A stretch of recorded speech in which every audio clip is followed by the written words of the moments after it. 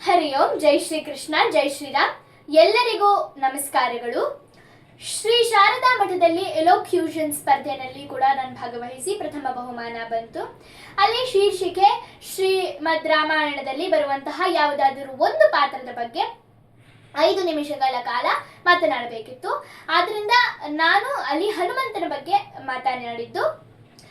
ಅಲ್ಲಿ ಹೆಂಗೆ ಮಾತಾಡಿದೆ ಅನ್ನೋದನ್ನ ನಾನೀಗ ನಿಮ್ಗೆಲ್ಲರಿಗೂ ತಿಳಿಸ್ತೇನೆ. ನಾನು ಭಾಷಣಕ್ಕೆ ಆಯ್ಕೆ ಮಾಡಿರುವಂತಹ ಶೀರ್ಷಿಕೆ ರಾಮಾಯಣದಲ್ಲಿ ಬರುವಂತಹ ಹನುಮಂತನ ಪಾತ್ರ ಮತ್ತು ಆತನ ಮಹತ್ವ. ನಮ್ಮ ಸನಾತನ ಭಾರತೀಯ ಸಂಸ್ಕೃತಿಯ ಪವಿತ್ರ ಮಹಾನ್ ಗ್ರಂಥವಾದಂತಹ ರಾಮಾಯಣ ಮತ್ತು ಮಹಾಭಾರತ ನಮ್ಮ ನಲ್ಮೆಯ ತಾಯಿ ಭಾರತ ಮಾತೆಯ 2 ಕಣ್ಣುಗಳಿದ್ದಂತೆ. ಅದರಲ್ಲಿ ನಮ್ಮ ಪವಿತ್ರ ಹಿಂದೂ ಮಹಾನ್ ಗ್ರಂಥವಾದಂತಹ ರಾಮಾಯಣದಲ್ಲಿ ರಾಮನ ನಂತರ ಅತ್ಯಂತ ಪ್ರಮುಖವಾಗಿ ಮತ್ತು ಭಕ್ತಿಯಿಂದ ನೆನೆಯುವ ಹೆಸರು ಹನುಮಂತ. ಹನುಮಂತನಿಗೆ ಹಲವಾರು ಹೆಸರುಗಳಿವೆ. ಆಂಜನೇಯ, ಭಜರಂಗಬಲಿ, ಮಾರುತಿ ಎಂದು. ಹನುಮಂತನು ಈ ಶ್ರೀಮದ್ ರಾಮಾಯಣ ಕಥೆಯ ಬೆನ್ನೆಲುಬು. ಈತ ಕೇವಲ ಭಕ್ತನಾಗದೆ ಇಲ್ಲಿ ಶಕ್ತಿ, ಬುದ್ಧಿವಂತಿಕೆ ಮತ್ತು ಸ್ವಾಮಿ ನಿಷ್ಠೆಯ ಸಾಕಾರ ಮೂರ್ತಿಯಾಗಿದ್ದಾನೆ. ಹನುಮಂತನಿಗೆ ಶ್ರೀರಾಮನೇ ಸರ್ವಸ್ವ. ಆತ ತನ್ನ ಪ್ರತಿಯೊಂದು ಉಸಿರಿನಲ್ಲಿಯೂ ಶ್ರೀರಾಮನಾಮ ಜಪಿಸುತ್ತಿದ್ದನು.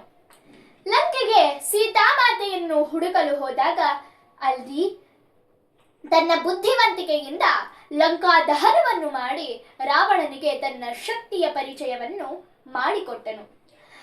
ಶ್ರೀರಾಮ ಲಕ್ಷ್ಮಣರಿಗೆ ಸಂಕಟ ಬಂದಾಗ ಸಂಜೀವಿನಿ ಪರ್ವತವನ್ನೇ ತಂದುಕೊಟ್ಟು ಲಕ್ಷ್ಮಣನ ಪ್ರಾಣವನ್ನು ಉಳಿಸಿದನು.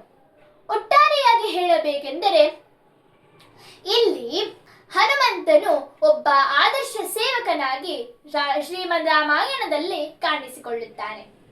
ಹನುಮಂತನು ಕೇವಲ ತನ್ನ ದೈಹಿಕ ಬಲಕ್ಕೆ ಮಾತ್ರ ಪ್ರಸಿದ್ಧನಲ್ಲ, ಆತ ಮಹಾನ್ ಜ್ಞಾನಿ.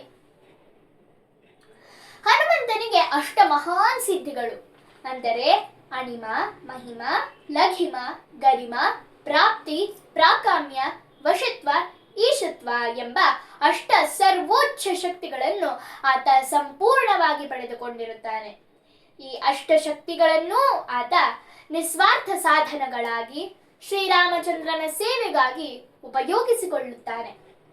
ಹನುಮಂತನು ಪರಮ ಭಕ್ತಿ, ನಮ್ರತೆ ಮತ್ತು ಧರ್ಮದ ಮೇಲೆ ಅಚಲ ಗಮನವನ್ನು ಸಾಕಾರಗೊಳಿಸುತ್ತಾನೆ. ಶ್ರೀರಾಮಾಯಣದಲ್ಲಿ ಹನುಮಂತನ ಪಾತ್ರದಿಂದ ನಾವು ಹಲವಾರು ಮೌಲ್ಯಗಳನ್ನು ಕಲಿತುಕೊಳ್ಳಬಹುದು. ಅದೇನೆಂದರೆ ಅಸಾಧ್ಯವಾಗುವುದನ್ನು ಸಾಧಿಸುವ ಛಲ,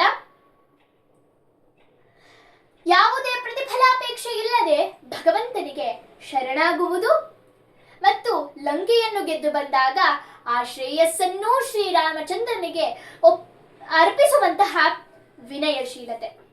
ಈ ರಾಮಾಯಣದಲ್ಲಿ ಹನುಮಂತನದ್ದು ಕೇವಲ ಪೌರಾಣಿಕ ಪಾತ್ರವಲ್ಲ, ಆತ ನಮಗೆಲ್ಲರಿಗೂ ಧೈರ್ಯ, ನಂಬಿಕೆ ಮತ್ತು ಸತ್ ಚಿಂತನೆಗಳನ್ನು ನೀಡುವಂತಹ ಒಂದು ದೈವಿಕ ಶಕ್ತಿಯಾಗಿದ್ದಾನೆ.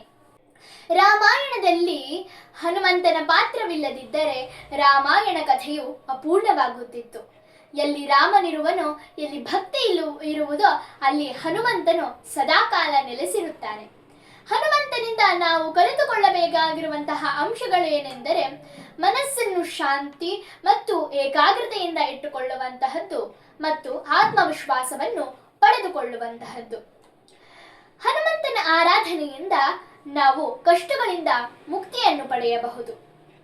ಕೊನೆಯದಾಗಿ ನಾನು ಎಲ್ಲರಿಗೂ ಹೇಳುವುದೇನೆಂದರೆ ನಾವೆಲ್ಲರೂ ಹನುಮಂತನನ್ನು ಅನುಸರಿಸುತ್ತಾ ಶ್ರೀರಾಮಚಂದ್ರನ ಕೃಪೆಗೆ ಪಾತ್ರರಾಗೋಣ. ನಮೋ ನಮಃ. ಜೈ ಶ್ರೀರಾಮ್, ಜೈ ಶ್ರೀ ಹನುಮಾನ್. ಧನ್ಯವಾದಗಳು. ಧರ್ಮೋ ರಕ್ಷತಿ ರಕ್ಷಿತಃ.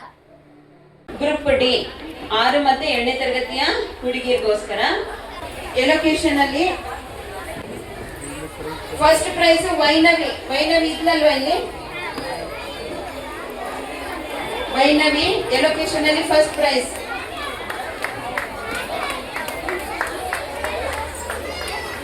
ನಿಂದಿಲ್ಲ ಬೈ